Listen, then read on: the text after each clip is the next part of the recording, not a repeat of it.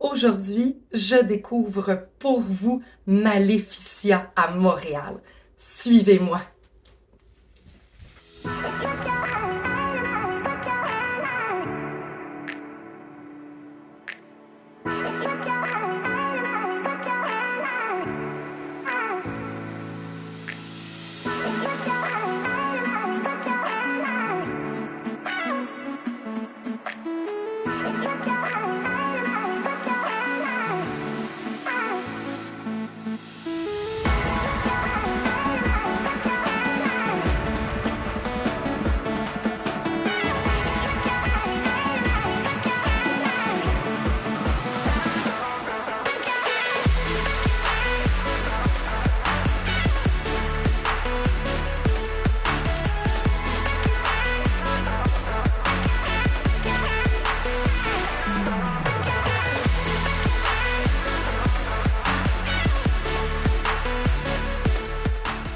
Je reviens tout juste de l'expérience anxiogène de Maleficia, située au 6945 avenue du Parc pour cette année, donc année 2022. Mais à chaque année, il change d'adresse à Montréal. Mais vraiment, c'est une expérience à faire au moins une fois dans sa vie. C'est cette année la deuxième fois que j'expérimente Maleficia et vraiment, c'est incroyable. Alors, c'est pas une maison d'horreur, c'est vraiment axé à rendre les personnes mal à l'aise, anxieuses, vraiment pousser les limites de l'absurde. Alors, c'est vraiment incroyable. On a autant de la sexualité, on a autant des affaires assez élevées, on a du sang, on a des...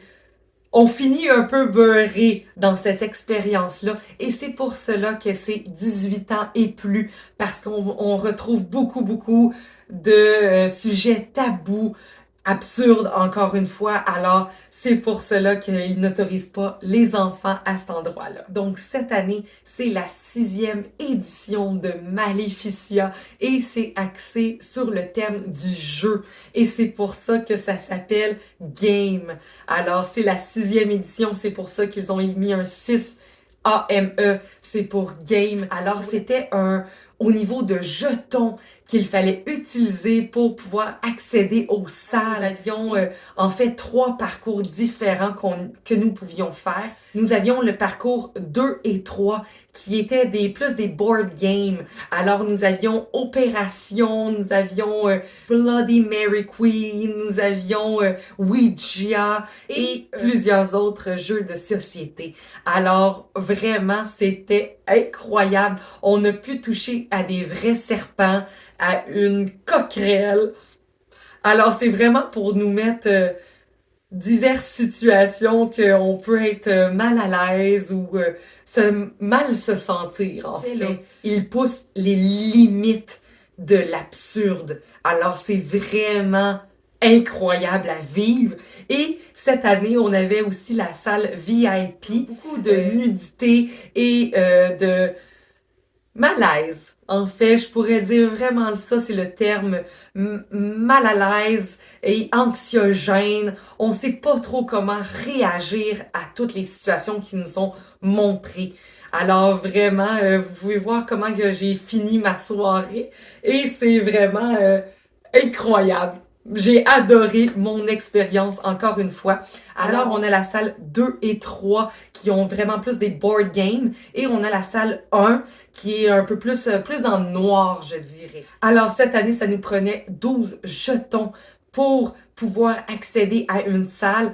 En fait, 12 et la salle numéro 1 nous demandait seulement 5 jetons. Elle était un peu moins effrayante, si je peux dire ça comme ça. La salle numéro 2 et la salle numéro 3 là, valaient vraiment son pesant d'or.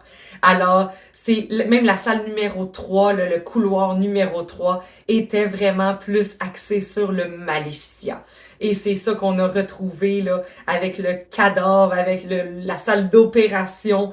Et c'était awkward, mais on a vraiment aimé notre soirée. Ensuite de ça, lorsqu'on sortait des salles, on pouvait avoir accès là, au lounge et avoir accès à la bonne musique et le bar et profiter de notre soirée.